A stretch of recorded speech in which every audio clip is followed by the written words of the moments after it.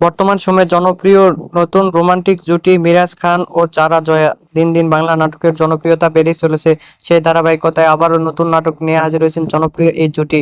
নাটকটির নাম কাজের ছেলে। এই নাটকটিতে অভিনয় করছেন বর্তমান সময়ের আলোচিত অভিনেতা মিরাজ খান ও আলোচিত অভিনেত্রী যারা জয়া। এই নাটকটি রচনা ও পরিচালনা করেন সামির রহমান রাব্বি। নাটকটি খুব শীঘ্রই গোল্ডেন স্টোরির ইউটিউব চ্যানেলে প্রকাশিত হবে।